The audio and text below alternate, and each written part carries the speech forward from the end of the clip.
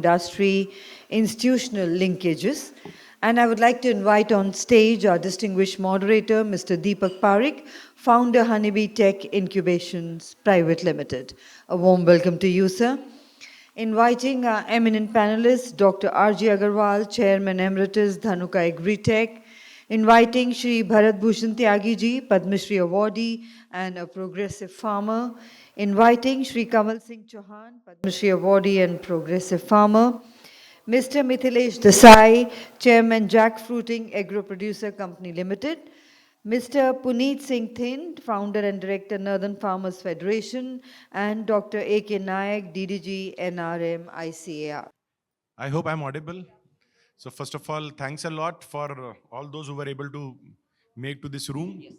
I know we are having a red alert in Delhi, and there have been traffic issues and flooding multiple parts of the city, which has thinned out the crowd as well as the panel also. So do you want this to be in English or I think खेती किसानी की बात हो रही है तो हिंदी में बात करते हैं, ज़्यादा बढ़िया रहेगा. फिर साहब क्या कहना है आपका? महाराष्ट्र को चलेगा, हिंदी चलेगा, है ना? और दिल्ली में हिंदी बोलते हैं तो थोड़ा सा कनेक्ट भी बेटर लगता है. सो आप सभी का बड़ा बड़ा आभार, आप यहाँ तक पहुंच पाए, तैरते हुए, दौड़ते हुए, चलते हुए. तो जब हम खेती किसानी की बात करते हैं, इसके अंदर कल हमने काफ़ी सेशंस के अंदर काफ़ी डीप बातें की, इकोनॉमी की बात की, फिनेंस की बात की, टेक्नोलॉजी की बात की. लेकिन हर चीज़ को अगर आप इकट्ठा करके देखेंगे, अगर वो किसान के हाथ में वो चीज़ें नहीं आती है तो उसका कोई फ़ायदा नहीं है.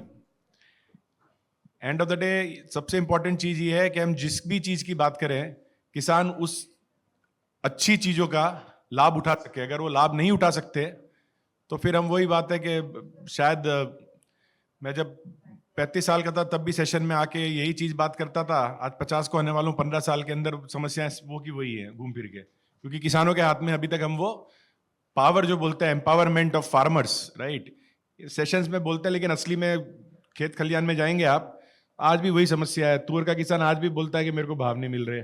ठीक है, गेहूं का किसान आज भी बोल रहा है कि भाव तो मिल रहे हैं, एमएसपी अच्छी कर दी है सरकार ने, लेकिन मेरी प्रोडक्टिविटी है वो स्टैग्नेंट हो गई है. कभी हीट वेव से परेशान हो जाता हूँ, कभी बारिश से परेशान होता हूँ. अभी एक नया हवा भी है, अल नीनो.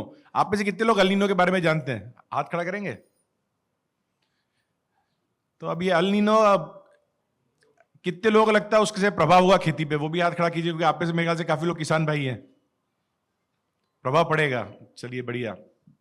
बढ़िया तो नहीं है, मतलब आपने बताया है इस बात के लिए बढ़िया, बढ़िया तो नहीं है. तो ठिंड साहब पहले आपसे ही बात करते हैं. सर आप, हमने क्या किया सर, है ना, there is a saying in English, right, old wine in new bottle, है ना. हम जब कोऑपरेटिव्स की बात करते हैं तो सर कोऑपरेटिव तो जिस दिन से खेती चालू हुई उस दिन से किसान एक साथ मिलकर खेती तब भी करते थे. 1960 में भी आप जाएंगे तो आसपास के बोले पिंड के 5 किसान 7 किसान बोले साथ में यार एक साथ सीड लेके आ जाते हैं, फर्टिलाइजर ले लेते हैं, खेती कर लेते हैं. थोड़े खेत भी उस टाइम बड़ा वो करते थे. अब हमने उसको नया चेंज कर दिया है. बीच में फिर कोऑपरेटिव्स आया, कलेक्टिव्स आया, अब हमने उसको बोल दिया एफपीओ, एफपीसी. सो थोड़ा सा आप ये समझाएंगे कि ये एफपीओ और एफपीसी की जब हम बात करते हैं, सो क्या इससे जेन्युइनली फार्मर को एक पॉजिटिव इंपैक्ट हम दे पा रहे हैं? क्योंकि हम 10,000 एफपीओ की बात तो कर रहे हैं, लेकिन जब हम इन 10,000 एफपीओ की जब लिस्ट निकालते हैं कि इसमें से कितने ऐसे एफपीओ हैं जिन्होंने 1 करोड़ 2 करोड़ 3 करोड़ का माल बेचा है, ऐसे बड़े कम रह जाते हैं वो नंबर बड़े, मतलब जो 10,000 से वो जीरो पीछे के हट जाते हैं. तो इसके लिए हम क्या करें कि वो जो जीरो हटे नहीं, और क्या आपको लगता है कि जेन्युइनली कि इसका है ना एक पॉजिटिव इंपैक्ट आ रहा है? Thank you Deepak ji. सबसे पहले तो मैं एग्रीकल्चर टुडे ग्रुप को मुबारकबाद देता हूं और धन्यवाद एग्री लीडरशिप समिट के लिए और हमें मौका देने के लिए, यहाँ बात करने के लिए. देखिए, सवाल बहुत वाजिब है, और जैसे आपने कहा old wine in new bottle, जहाँ तक कोऑपरेटिव की बात है, कोऑपरेटिव पहले से भी था. दुनिया में कोऑपरेटिव अलग अलग नाम से अलग अलग मॉडल के चल रहे हैं. इंडिया का एक अपना मॉडल है, लेकिन जैसे कहते हैं ना कि फर्स्ट डिज़र्व देन डिज़ायर. जिस सिस्टम में जिस तरीके से एफपीओ बनाए गए हैं उनका हशर यही होना था।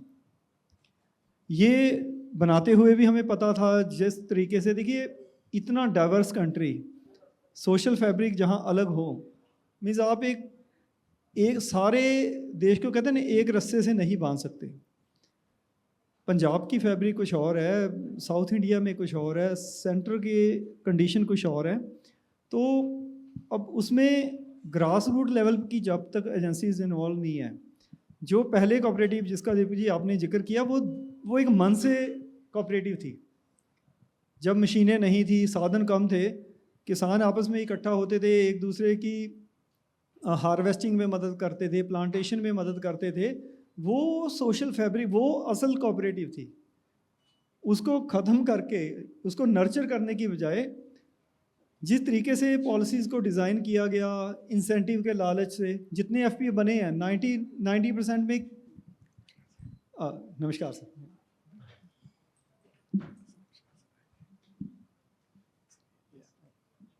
चौहान जी आप भी ऊपर आ जाइए सर। बड़ा बड़ा धन्यवाद सर।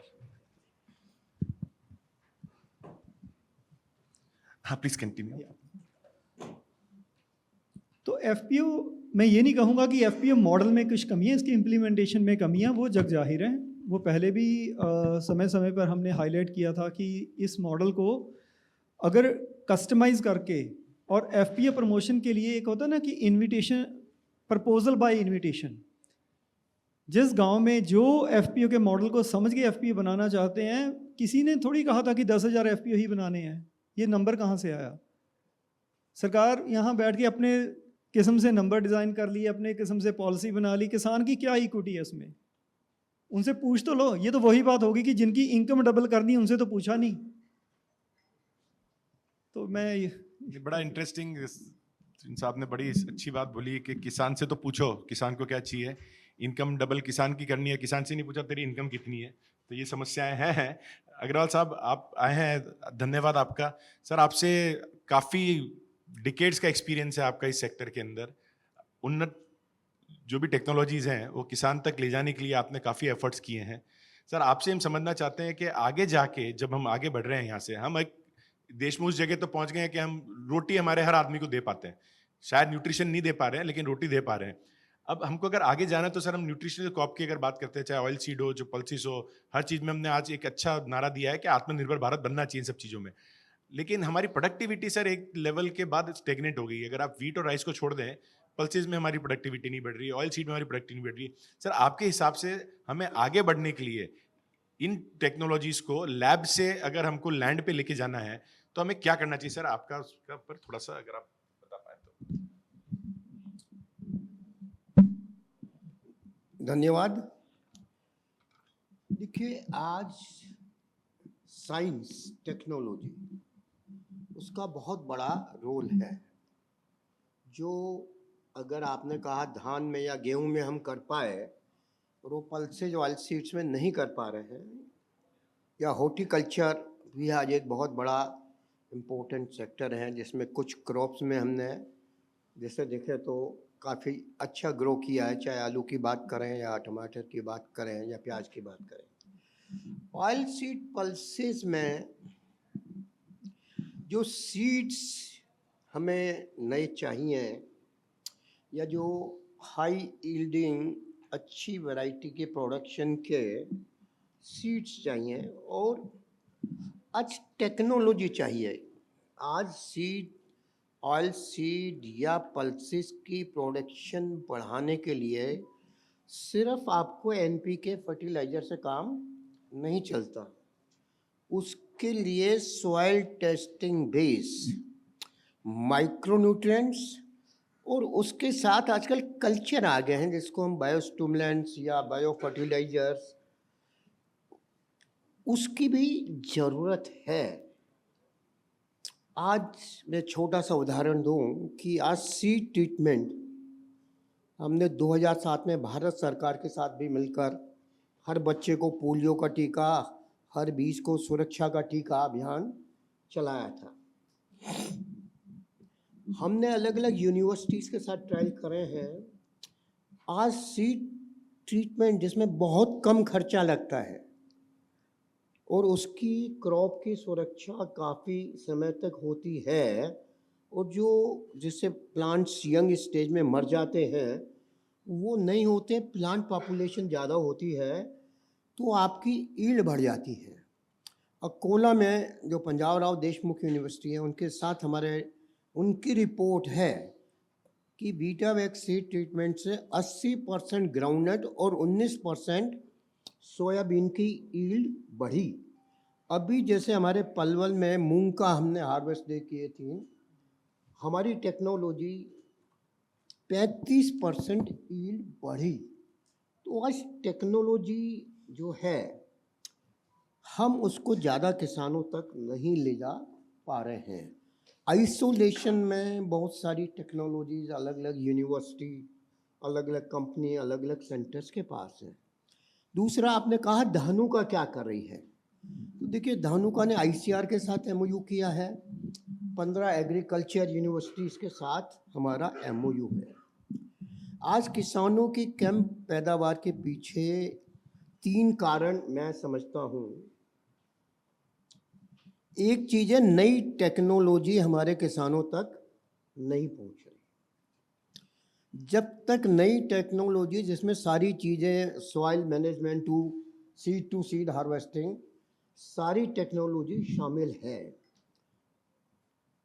अगर नई टेक्नोलॉजी नहीं है या बहुत सी जगह पुरानी टेक्नोलॉजी भी नहीं है तो हमारा किसान बीच में त्रिशंकु के जैसे हो गया, ना नया रहा ना पुराना रहा, बीच में अटक गया। दूसरी बात है टेक्नोलॉजी के अलावा अब मूंग का सरकारी प्राइस है 8,700 समथिंग, मार्केट में बिक रहा 7,000 रुपये।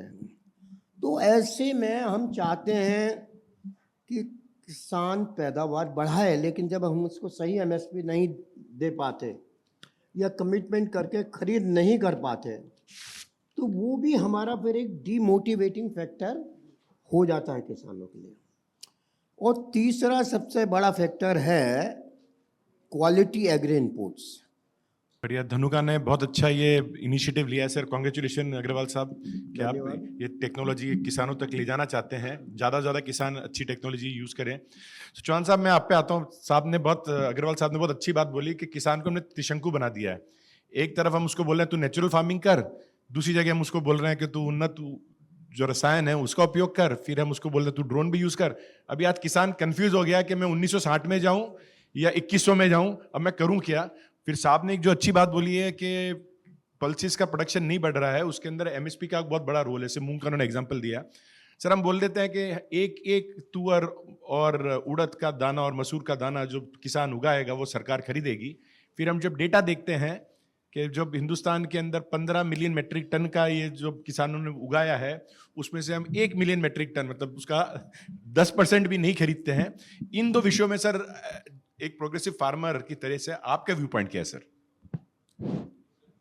देखिए, जहाँ तो दलहन और तिलहन का सवाल है, सारा आयात हो रहा है बाहर से और हम धान के पीछे पड़े हैं, गेहूं और धान के पीछे। डाइवर्सिफिकेशन क्रॉप में ज़रूर होना चाहिए। पहले जब हम खेती करते थे, हमारे पूर्वज, हम बचपन में देखा है, तब रसायन भी नहीं थे और ना ही हाइब्रिड बीज थे, वो भी खेती हमने किया है। तो उसमें क्या था कि हम जो करते थे फेर बदल करते थे फसल का जो फेरबदल करते थे तो उसमें एक फसल दूसरी फसल के लिए खाद का काम भी करती थी। और अभी जब तक मशीनरी का युग आया है, जो गेहूं बोरा तो गेहूं ही बोरा लगातार, क्योंकि गेहूं बोना इतना आसान है, बोना आसान है, उसको काटना आसान है, तो आसानी है और सरकार सारा खरीद भी लेती है। दूसरी तरफ हम चलो दालें तो सरकार खरीद रही है, पर दालों की यदि लागत की बात करें, जो आप ऑर्गेनिक की और जैविक की बात करते हैं, तो हमने दाल का मैं उदाहरण देता हूँ। 3 एकड़ बोया अभी मूंग, उसकी तोड़ने की लागत, यदि फली हम मैनुअल तोड़वा रहे हैं उसको, या तो ग्लाइसोल का स्प्रे करवा के उसको मशीन से कटवा दो तो जहरीला हो गया, पूरा खाने योग्य नहीं रहा। यदि हम मैनुअली उसको एक एक फली तोड़वाते हैं तो 100 रुपये किलो की लागत सिर्फ तोड़ने की आती है। 400 रुपये जो लेबर लेती है तो 4 ही किलो तोड़ पाती है सुबह से शाम तक। तो ये थोड़ा सा है मुश्किल, पर फिर भी क्रॉप डाइवर्सिफिकेशन तो ज़रूर होना चाहिए। और यदि हम क्रॉप डाइवर्सिफिकेशन नहीं अपनाएंगे तो ज़रूर ये भूमि भी खराब होगी और दूसरा आमदनी भी ज़्यादा नहीं ले पाएंगे। और दूसरे विषय पे जाते हैं, जैविक के पे। देखिए 50 साल पहले जो हम सारा यूज करते थे अपना गोबर का, और जितना भी हमारा वेस्ट होता फार्म उसे खाद बना के उसे कोई हम खेतों में डालते थे, वो खेती तो अभी वो संभव नहीं है होना। उसके बीच में रासायनिक खाद आए, वो बहुत सस्ते पड़े। एक तरह से हम गोबर उठा के ले जाए, उसको तैयार करें, 9 महीने लगते हैं जनरली तैयार करने में। यदि हम इसका बायोलॉजी का प्रयोग करके, जीवाणु का प्रयोग करके, जल्दी 45-50 दिन फिर भी लगेंगे उस तैयार करके। पर बैलेंस यूज ऑफ फर्टिलाइजर होना चाहिए। अभी हम क्या कर रहे हैं, 5-5 कट्टे यूरिया डाल रहे हैं या डीएपी डाल रहे हैं, दूसरे का नाम ही नहीं है। बैलेंस यूज ऑफ फर्टिलाइजर हो, और एकदम फर्टिलाइजर छोड़ नहीं सकते। आहिस्ता आहिस्ता से फर्टिलाइजर कम करे और दूसरे चीज़ बढ़ाए और क्रॉप डाइवर्सिफिकेशन करे तो खेती का अच्छा स्वरूप हो सकता है।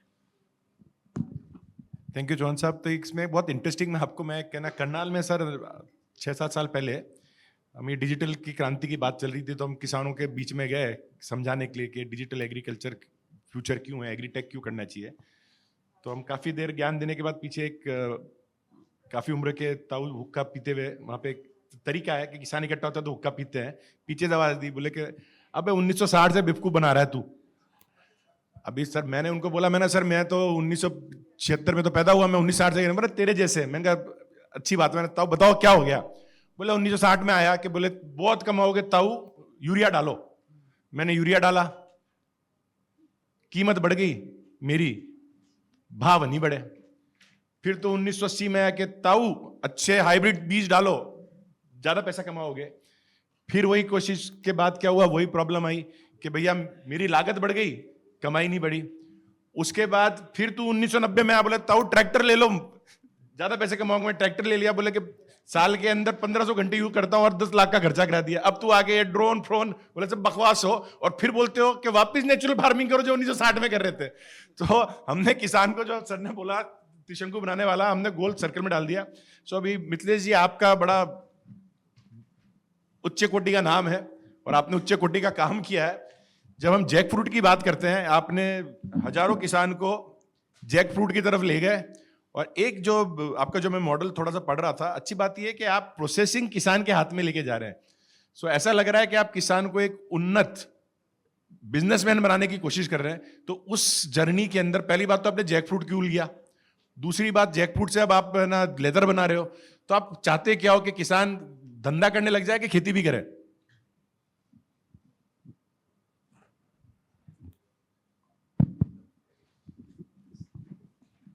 Thank you sir.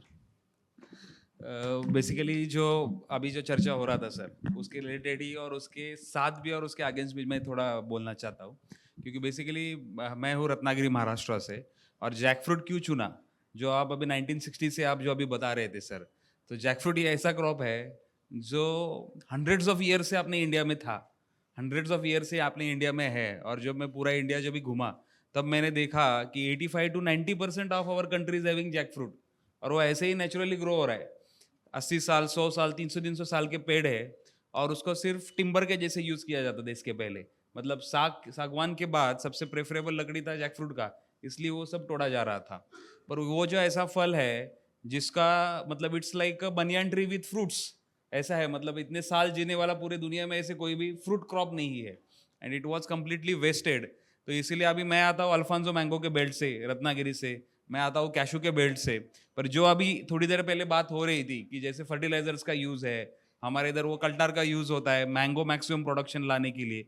अभी क्या हो गया है फिलहाल में कि इतना नेचर ओरिएंटेड क्रॉप हो गए वो सब लोग, कि उसका मेंटेनेंस कॉस्ट इतना बढ़ गया कि फार्मर कमा रहा है 4 लाख, और उसमें से 3-3.5 लाख डाल रहे हैं फर्टिलाइजर्स और फर्टिगेशन के ऊपर।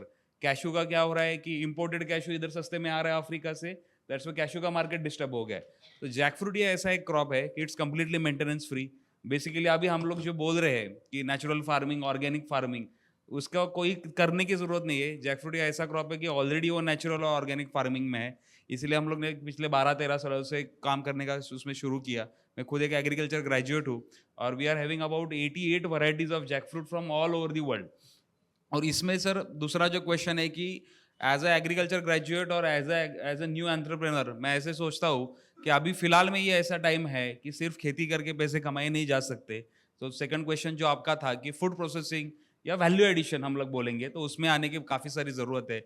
अभी आप देखिए, जैसे मैं मैंगो का एग्जांपल दिया, मैंगो सिर्फ भर भर के फ्रेश फ्रूट में आता है और 95% वो मार्केट में जाता है और फ्रेश फ्रूट में बेचा जाता है। पर अगर ग्लोबल मार्केट का एक्सपेंशन आप देखेंगे तो वैल्यू एडेड प्रोडक्ट्स के लिए काफ़ी सारी डिमांड है। अभी हमारा जो जैक फ्रूट है, तो जैक फ्रूट के ऊपर कोई कभी एक पेड़ भी नहीं लगाता था, पर अभी हर साल 1 लाख 2 लाख प्लांट्स का नया कल्टीवेशन होना शुरू हो गया है। और उसमें तो फिर हम लोग ने एक चेन सिस्टम डेवलप किया।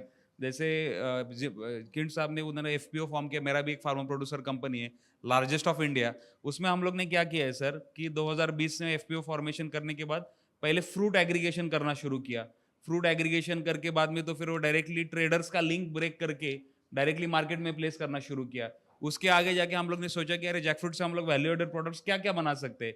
तो आप देखोगे कि इंडिया में भी और ग्लोबल मार्केट में अभी मीट कंजम्पशन धीरे धीरे कम हो रहा है और वीगन मीट का स्पेस ज़्यादा बढ़ रहा है। और आप देखोगे कि थोड़े बहुत स्टार्टअप्स हो गए कि सोयाबीन से वीगन मीट बनाना वगैरह, बहुत सारा स्टार्टअप्स हो गए।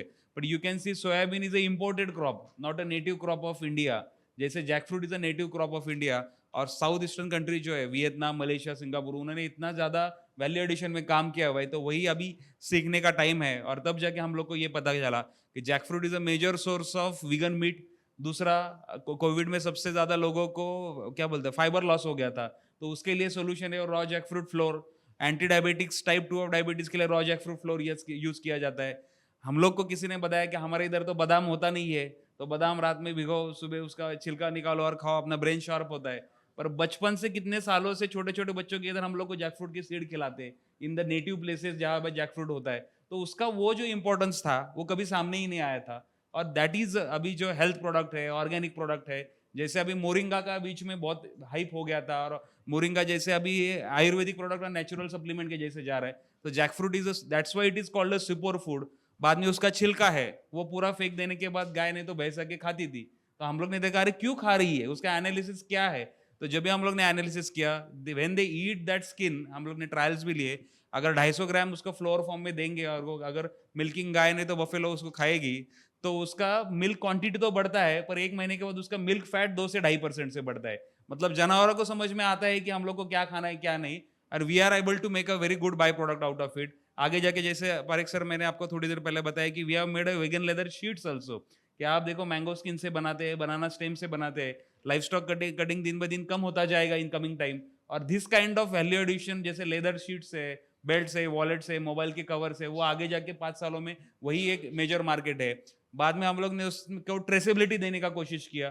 ट्रेसेबिलिटी का जो यूज है ये फूड प्रोसेसिंग में काफी जरूरी है। जब भी हम लोग कुछ एक्सपोर्ट करते हैं तो लोग प्रीमियम देने के लिए तैयार है, सिर्फ वैल्यू एडिशन कर पे नहीं रुकना चाहिए। तो ट्रेसेबिलिटी करेंगे तो 100 रुपए की चीज 200 रुपए में बेची जाएगी। तो ये एक इकोसिस्टम मॉडल हम लोग ने डेवलप किया, और ये बहुत untapped and very huge crop था। दुनिया का सबसे बड़ा फल कार्बन क्रेडिट्स का प्रोजेक्ट है। हम कार्बन क्रेडिट्स की बात करते हैं तभी सिर्फ बाम्बू हमारे सामने आता है, but carbon credits fruit crop में किसको है, तो सबसे ज्यादा जैक फ्रूट का है। वो भी हमें पता चला, क्योंकि इतने साल जीने वाला ऐसा कोई भी फ्रूट नहीं है। तो ये जो इंपॉर्टेंस है along with the ongoing crops, और अभी नए जो क्रॉप्स है जो अनटैप्ड है, जो बाहर के देशों ने एक्सप्लोर किए हुए है, वो हमारे नेटिव क्रॉप्स को अभी प्रमोट करना, पुश करना शुरू है, and that is the time. और ये हम लोग ने थोड़ा बहुत एफपीओ में काम करने का कोशिश किया हुआ है सर। चलिए मिथिलेश जी, आप अपने नाम को सार्थक कर रहे हैं, अच्छी बात है। आप में से कितने लोगों ने जैक फ्रूट खाया है? हाथ रेस करेंगे। सबने खाया है जैक फ्रूट। तो जो ये बोल रहे हैं, जिन जिनको डायबिटीज है तो प्लीज जैक फ्रूट का फ्लोर है ना, ठीक है। और ये बता रहे हैं कि जिनके पास गाय बछड़ों का अपन पुण्य करने के लिए उनको जो घास खिलाते हैं, जैक फ्रूट के छिलके जो आपने जैक फ्रूट खा लिया है उनको दीजिएगा। तिन साहब वापस आपके पास आते हैं। आपने हम सबकी चर्चा सुनी। अब ये जो हम 2 मिनट में आपका जवाब, एफपीओ का हमने रायता फैला दिया है ना, जो आप बता रहे थे कि रायता फैल चुका है। कुछ अच्छे एफपीओज हैं, 5, 7, 10 आप उंगली पे ले सकते हैं, चाहे वो ग्रेप्स के ऊपर हो, जैक फ्रूट के ऊपर हो।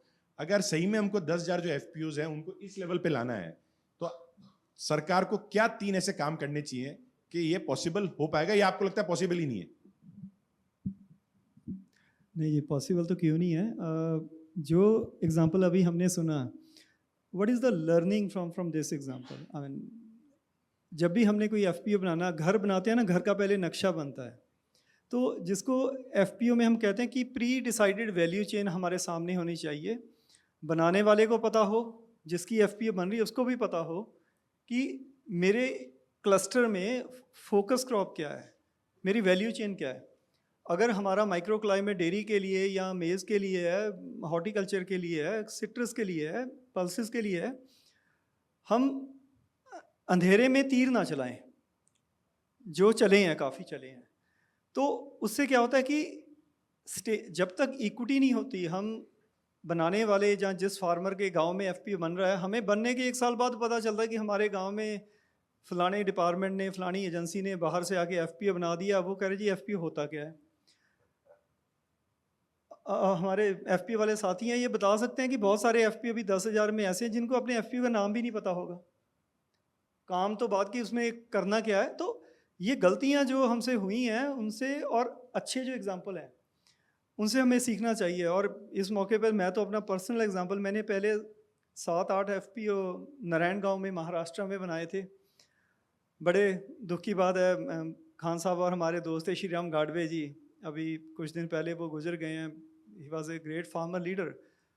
मुझे पुणे उन्होंने बुला के, उन्होंने 7-8 एफपीओ वहाँ बनाए और वैल्यू चेन के हिसाब से बताया कि ये कांदा का एफपीओ है, प्याज का, ये बटाटा वाला एफपीओ है मंचर में, ये ग्रेप वाला है। मैंने कभी कम्युनिटी स्पेसिफिक ग्रुप्स में पहले काम नहीं किया था। हम करते हैं कम्युनिटी बेस्ड ग्रुप्स में। एमएसपी रीजन में हम कम्युनिटी ओरिएंटेड ज़्यादा है, कम्युनिटी स्पेसिफिक कम है। ये वैल्यू चेन एक अच्छा कंसेप्ट है, इसमें कंपोनेंट हमें डिसाइड करना चाहिए। मैं बार बार एक चीज़ कहता हूँ कि जब भी गवर्नमेंट के पास हम जाएं, हमें एक एक कंपोनेंट के लिए मांगना छोड़ देना चाहिए। कंप्लीट वैल्यू चेन के लिए कंपोनेंट मांगे। सीड के ऊपर सब्सिडी दे दो, कभी इरिगेशन फ्री कर दो, मीन्स पावर फ्री कर दो, कभी पैक हाउस पे सब्सिडी दे दो, कभी गाड़ियों पे दे दो, कभी ट्रांसपोर्टेशन सब्सिडी। उससे चाइना जैसा इकोसिस्टम नहीं हम डेवलप कर पाएंगे। If we have to compete globally, अब बहुत सारी इंडिया में प्रोडक्ट हैं जो ग्लोबली आ रहे हैं, वहाँ लड़ाई क्या है? यही है ना कि we are not able to compete, इसलिए हमें एक सेफ्टी नेट चाहिए। एमएसपी की लड़ाई क्या है? यही तो है कि ऑस्ट्रेलिया से साउथ इंडिया में गेहूं मंगानी सस्ती है, पंजाब से शिफ्ट करनी मुश्किल है। इन एफिकेसीज को दूर करने के लिए एफपीओ एक बहुत अच्छा मॉडल है, प्रोफेशनल मॉडल है। और एफपीओ अपने आप में कोई मॉडल नहीं है, FPC is the real model. ये गवर्नमेंट ने जो नाम ही दे दिया ना, या हमने भी नाम दे दिया, अब परमिंदर सिंह को आप पम्मी कह लो, it is like that. FPC is the real model, तो उस पर हमें फोकस करना चाहिए था। थैंक यू वेरी, आपके जो पॉइंट्स हैं वेरी वेल टेकन। चौहान साहब वापस आपके पास आते हैं सर। अभी इन्होंने बताया कि आजकल क्या सर, जो अंधेरे में तीर बोल रहे हैं उसको मास्टर स्ट्रोक बोलने लग गए हैं। नुकसान भी हो गया तो भी मास्टर स्ट्रोक हो जाता है, फायदा हो गया तो भी मास्टर स्ट्रोक हो गया। तो आपको लगता है सर ये एफपीसी, अभी सरकार ने भी बहुत अच्छा काम किया है, कोऑपरेटिव्स के लिए मिनिस्ट्री बना दी है और सबसे पावरफुल जो मिनिस्टर साहब हैं वो उसको देख रहे हैं। और सर जहां तक मेरा एंगेजमेंट हुआ है जितना भी, उसमें मैंने देखा है कि एक फोकस आ रहा है और ये मॉडल हम देश में मान चुके हैं कि फार्मर की उद्धार के लिए कोऑपरेटिव एक सक्षम मॉडल है। सर आपके व्यूज क्या है कि क्या हमको कोऑपरेटिव एक सही रास्ता है आगे जाने का, या अंधेरे में तीर छोड़ रहे हैं सर? देखिए, कोऑपरेटिव से सब जानते हैं। कोऑपरेटिव में ज़्यादातर जितना कोऑपरेटिव बने हैं, पैक्स वगैरह सब सरकारी सा ही मॉडल हो गया है। लगभग उसका जो सेल्समैन सचिव होते हैं वो इशारा चलाते हैं। मतलब वैसे तो एफपीओ में भी कोई आदमी, कोई डायरेक्टर या सीईओ पूरा ध्यान दे तब भी चला पाएगा। यदि आप कोऑपरेटिव 10 आदमियों का, असलियत में एफपीओ किसे कहते हैं, मान लिया 10 किसान हुए, 10 किसानों ने पैसा इकट्ठा किया और एक एफपीओ बना लिया, और वो जिम्मेदारी किसी ने भी ना उठाई तो चलना ही नहीं है। कोई ना कोई आदमी उसकी जिम्मेदारी उठाए, या वो सीईओ भी हो सकता है, वो कोई डायरेक्टर भी हो सकता है, तभी एफपीओ आगे चलते हैं। दूसरा जो अनुभव मैं थोड़ा सा बताता हूँ, किसी की बुराई भलाई मैं नहीं कर रहा। हरियाणा का एक कड़वा अनुभव रहा एफपीओ के विषय में। हमारे चीफ मिनिस्टर साहब ने सोचा कि मैं एफपीओ के किसानों से बात करता हूँ, और कुछ लोग ये समझते कि एफपीओ बन गया तो किसानों का बहुत भला हो गया बनते ही। ऐसा नहीं है। एफपीओ जब काम करेगा, भला कैसे होगा? एफपीओ ने कोई यूनिट लगाई, प्रोसेसिंग यूनिट, किसानों का माल खरीदा, उनका माल बिक गया और वो प्रोसेस होकर देश विदेश के बाजार में चले गया, तभी तो भला होगा। तभी तो किसान को कैश फायदा कुछ नहीं होगा किसान को। भाई आपने एफपीओ ने कमाया और उसका जो प्रॉफिट है वो किसान को दे दिया, इतने 10,000 दे दिया, 20,000 महीना दे दिया, ऐसा नहीं होने वाला। मैं उदाहरण बताता हूँ। हमने एक यूनिट लगाई तो यूनिट के अंदर हमें नॉर्वे से ऑर्डर मिला स्वीट कॉर्न भेजने का। स्वीट कॉर्न के 4-5 कंटेनर जो भेजे, 7 रुपये किलो हम स्वीट कॉर्न खरीद रहे थे, हमने 14 रुपये किलो किसान से खरीदा। तो ये समझो 7 रुपये किलो का जो गैप है, वो एफपीओ हो, चाहे प्राइवेट कंपनी हो, चाहे कोऑपरेटिव सोसाइटी हो, जब एग्रो इंडस्ट्रीज देश में होगी तो वह जरूरी है किसान का भला करेगी, कोई भी हो। तो उसका जो गैप मिला 7 रुपये किलो, किसान को मिल गया। इसी तरह से एफपीओ के माध्यम से आसानी ये है कि सरकार ने ये सोचा था कि एफपीओ हम किसानों का बनाएंगे तो किसानों की प्रोसेस यूनिट हर ब्लॉक में, हर जिले में लग जाएगी, और किसान का क्लस्टर वाइज जहाँ जो पैदा होता है वो प्रोसेस होकर देश और विदेश के बाजार में चले जाएगा। तो किसान की जैसे टमाटर ही है, सड़कों पर ना फेंकना पड़े, टमाटर बिक जाएगा, इस तरह से क्रॉप सेल हो जाएगी और उसको अच्छे भाव मिल जाएंगे, तो किसान का फायदा होने वाला है। एफपीओ का यही विषय था। एफपीओ का ये विषय नहीं था, ये तो पहले कोऑपरेटिव सोसाइटी, पैक्स वगैरह सब और प्राइवेट लोग खाद बीज बेच रहे हैं। एफपीओ का विषय ये नहीं है कि खाद बीज बेचो और काम चलाओ, इतना ही नहीं होना चाहिए। खाद बीज भी बेचो, इनपुट भी बेचो, पर उसके साथ साथ में प्रोसेसिंग का काम भी करो। तो पीछे जो मुख्यमंत्री जी वाली बात थी, उन्होंने किसी कंपनी ने समझा दिया होगा मुख्यमंत्री जी को हमारे, और उसने क्या, ये एफपीओ के विषय में बात करूँगा। उस समय उन्होंने 8 आदमियों से बात करी, मैं भी सुन रहा था, और मेरे जो मैंने सुना वो नंबर किसी का था, भाई बाई चांस हम दोनों, मेरा बेटा और मैं बैठे थे, बेटे के उस पर फ़ोन आया, बात मेरे से करनी थी, ये भी गलतियाँ हुई है। तो उस 8 आदमी में 6 आदमियों ने जी अरे भाई हमारी सड़क बनवा दे, रात में बिजली दे दे, हमने ना पता एफपीओ क्या हुआ है। 2 आदमियों ने ठीक बोला बस। तो मुख्यमंत्री जो हमारे को ऐसा लगा कि बहुत बड़ा गबन हो गया देश में तो एफपीओ में। अब ये बताइए, मान लिया एफपीओ में 1-1 हज़ार रुपया 200-300 आदमियों ने इकट्ठे करे, 3 लाख रुपए इकट्ठे हुए। 3 लाख रुपए बैंक में जमा हो गए, 3 लाख सरकार ने दे दिए मैचिंग ग्रांट में, वो जमा है। किसी आदमी को यही कहे मुझे पता नहीं एफपीओ क्या है, तो गबन तो हुआ ही नहीं। उसमें ऐसा हुआ कि बहुत सारे बंद हो गए, सारा डिपार्टमेंट सख्त हो गया, 2 साल तक अकाउंट बंद कर दिए। प्राइवेट कंपनी का अकाउंट बंद करना सरकार की कोई जिम्मेदारी नहीं कर सकती जब तक कि कोई केस ना हो, तो अकाउंट तक बंद हो गए। उस बार नीति आयोग में मैंने चिट्ठी लिखी, नीति आयोग ने मीटिंग बुलाई, सुधारने की कोशिश की गई, पर जब अफसर अधिकारी डर जाते हैं तो बड़ा मुश्किल हो जाता है। और भारत में जो मेरा अनुभव है, मैं अपना अनुभव बताता हूँ पिछला, मैं थोड़ा सा अपने बारे में बता दूँ। मैं बहुत गरीब किसान परिवार में पैदा होया और खेती ही मेरा अब तक का उद्देश्य रहा है। और 1978 में 15 साल की आयु में खेती शुरू की और ये किया कि खेती में ज़्यादा लाभ कैसे ले सकते, क्योंकि मैं छोटा कर्जवान किसान था। 15 साल की उम्र में मेरे 20,000 रुपये कर्ज था जो पिताजी छोड़ कर गए थे। तो मैं सोचता था कि कर्ज मुक्त में कैसे हूँ, इसलिए मेरी इच्छा होती थी कि अलग अलग मैं फसलें बोऊँ, क्या कर सकता हूँ। तो बहुत कोशिशें की, उसमें सरकार के साथ में अड़चता भी रहा हर उसमें, अभी भी टकराव सरकार के साथ मेरा चलता रहता है हमेशा। क्योंकि जो कमियां से अपने देश में है, मैं दूसरे देशों की कुछ यात्रा की, वहाँ देखा, तो अपने देश में जो बहुत बड़ी कमी है मैं वो आपके सामने करना चाहता हूँ। जो सुधर सकती है तो हम तो कोशिश करते हैं सुधर जाए। हमारे यहाँ 2 तरह के अधिकारी होते हैं, एक अधिकारी क्लरिकल होते हैं, एक होते हैं ऑफिसर। ऑफिसर का मतलब होना चाहिए कि अपना दिमाग का प्रयोग करें। जैसे बैंक में एलडीसी भी होते हैं, सब होते हैं, एक पीओ आते हैं डायरेक्ट। तो अधिकारी को क्या इस नियम कानून में या साइन फाइल रुकी हुई है तो किस चीज़ पर रोके। हमारे यहाँ क्या कि एक क्लर्क को ऑब्जेक्शन लगा दिया, वो ऊपर तक चला जा गया, ये दूसरे पे टालते रहेंगे, आगे आगे टालते रहेंगे, कोई उसका डिसीजन नहीं लेगा। इसलिए हमारा देश विकसित नहीं होया। दूसरा विकास, हमारा देश जो है दुनिया में, आप तो अग्रवाल साहब सारी दुनिया घूमे होंगे, तो 4-5 देश गए हैं सिर्फ। तो भारत सबसे बड़ा संसाधन वाला देश है, सबसे ज़्यादा संसाधन भारत में। भारत को दुनिया का सबसे अमीर देश होना चाहिए, परंतु सिर्फ कमी यहाँ यही है कि यहाँ कोई रिस्क नहीं लेता, कोई अधिकारी रिस्क नहीं लेता, सब एक दूसरे पर टालते रहते हैं। ये अधिकारी डरते हैं, डरते हुए काम नहीं करते हैं, जेल जाने से डरते हैं, कैसे डरते हैं ये मुझे पता नहीं। अधिकारी को खुद सोचना चाहिए। ऐसे अधिकारी सिर्फ 5% है जो खुद किसी बात पर डिसीजन ले लेते हैं, नहीं तो 95% तो कोई डिसीजन नहीं लेते। अभी बैंक एफपीओ के विषय पर आते हैं।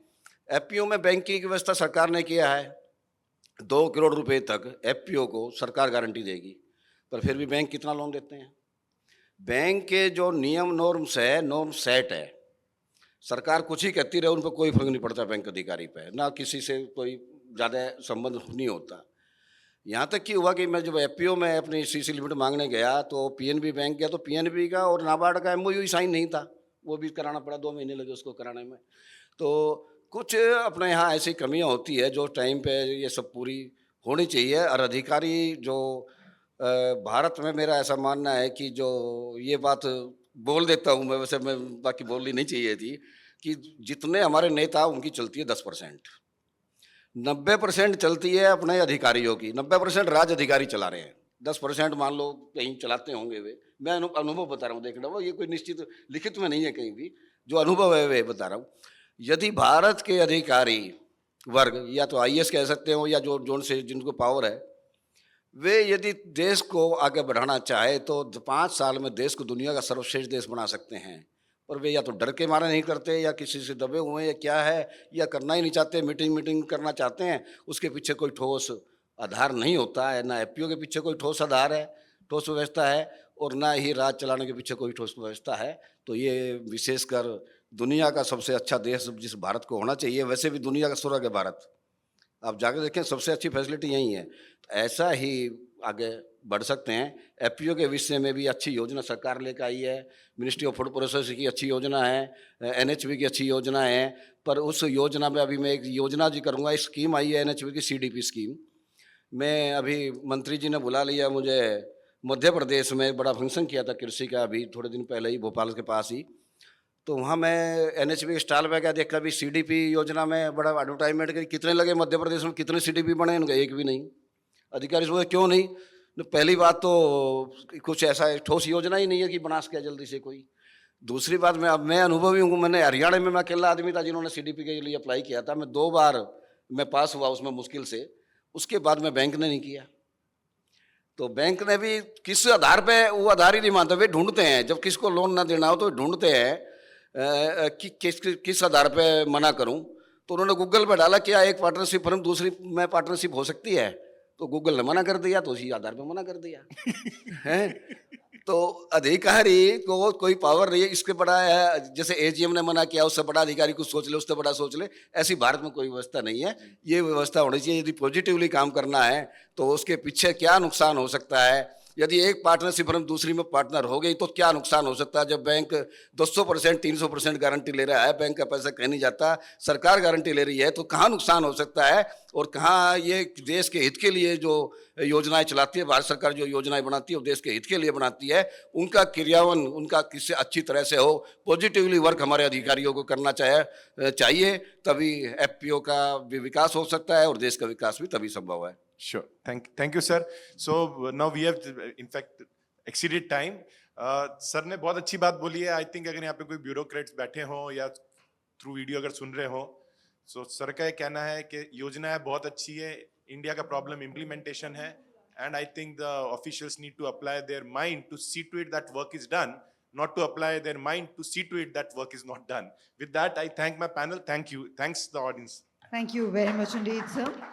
And I would request a representative from Agriculture Today Group to kindly come up to do the honors of presenting a small token of gratitude to all our eminent panelists.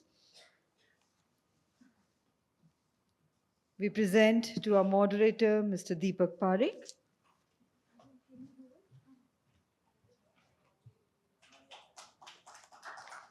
Ms. Zaman Almas, Senior Manager, ATG, doing the honors, to Dr. R.G. Agarwal, Chairman Emeritus, Dhanuka Agritech. Thank you very much indeed, sir, for sparing your time and being here with us.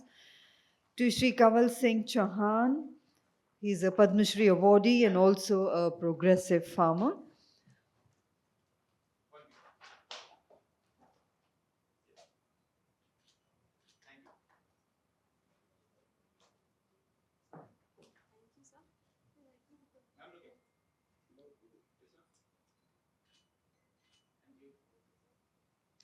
Mr. Mithilesh Desai, he's Chairman Jackfruiting Agro Producer Company Limited.